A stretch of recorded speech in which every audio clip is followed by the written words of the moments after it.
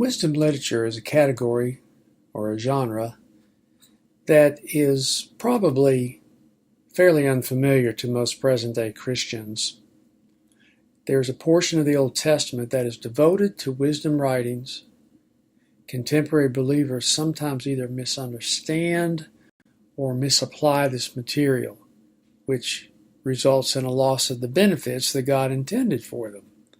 But when properly understood and used, wisdom is a helpful resource for Christian living. When misused, it can provide a basis for selfish, materialistic, and short-sighted behavior, totally the opposite of what God intended them to do. The nature of wisdom literature is to give ability to make godly choices in life. This is achieved by applying God's truth to your life so that your choices will be godly. Let's consider the abuses of wisdom literature. Here are 3 common abuses. Sometimes the interpreters of wisdom literature have a tendency to miss the overall message, and this leads to a misapplication of the material. Secondly, misunderstanding the terms and the categories of Hebrew wisdom, as well as styles and literary modes, will lead to misuse. 3, failure to follow the line of argument so that the meaning is missed will also lead to abuse in interpretation of this literature. So, just who is wise? Wisdom exists only when a person thinks and acts according to truth when making the many choices that life demands. The wise person is highly practical, not merely theoretical. The wise person is able to formulate choices that would help produce God's desired results in life. Other ancient cultures had similar wisdom literature, but biblical wisdom revolves around making godly choices. The fear of the Lord is the beginning of wisdom. This has nothing to do with IQ, cleverness, skill, or even age. Responsible, successful living is the goal of the people who would want to be wise, and people don't seek to learn how to be wise as much as they seek to get wise. See the difference? Who are the teachers of wisdom? Wise men and women who instructed others in wisdom arose early as the beginning of the kings of Israel, served as a sort of substitute parent to the person who's seeking wisdom. Many of the wisdom passages concern the home. Wisdom was taught in the home more than any other setting. Subordinates all wisdom to God's wisdom. See, the home must come under the wisdom and authority of God. Wisdom is also found in proverbial, lyrical, and speculative forms. Speculative wisdom is highly practical and empirical, rather than merely theoretical. Consider Job and Ecclesiastes. Wisdom literature is expressed through poetry. Poetry was a especially popular technique to aid the student of wisdom in remembering what they were taught. Now, there were limits of wisdom. Not all wisdom in the ancient world was godly or orthodox. Wisdom does not cover all of life, but it is intensely practical through many issues of life. The wisdom that we find in Proverbs concentrates mostly on practical attitudes and behavior in everyday life. It presents a distinct contrast between choosing a life of wisdom and a life of folly. Thirdly, it contains very little specifically religious language. Uses and abuses of Proverbs. A proverb is a brief expression of a truth. The briefer a statement is, the less likely it is to be totally precise and universally applicable.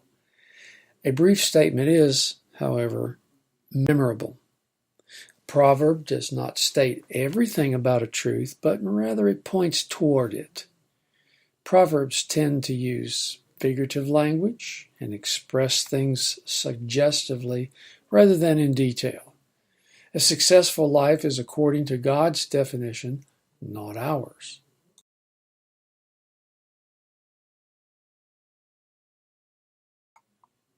It's important to understand, when we consider the hermeneutics of the Proverbs, that Proverbs are not legal guarantees from God. They set forth the wise way to live and what is most likely to happen, but nowhere does it teach automatic success for the wise and failure for the fool. Proverbs must be read as a collection.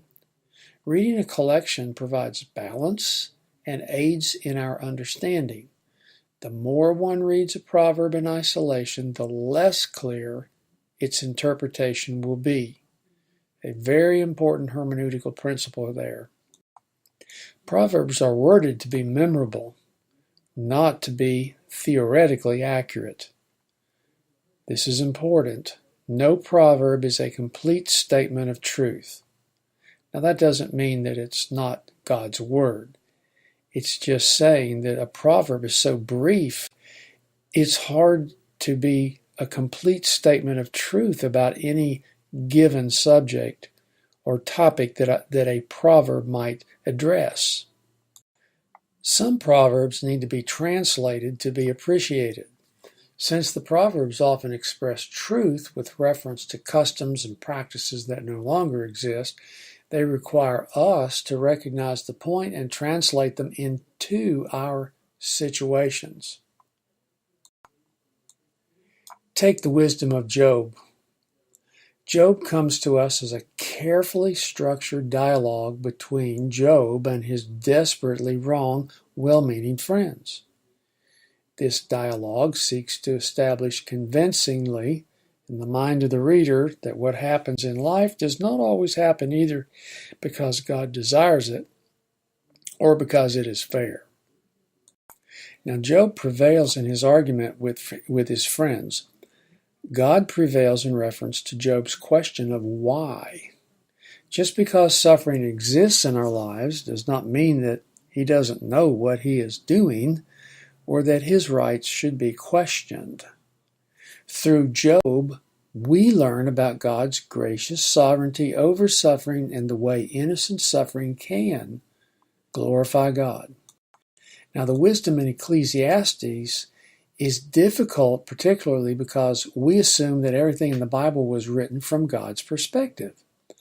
It can be interpreted as cynical wisdom in which the speaker most often represents the point of view to be avoided. It could be interpreted as an expression of how one should enjoy life in a world in which we all die.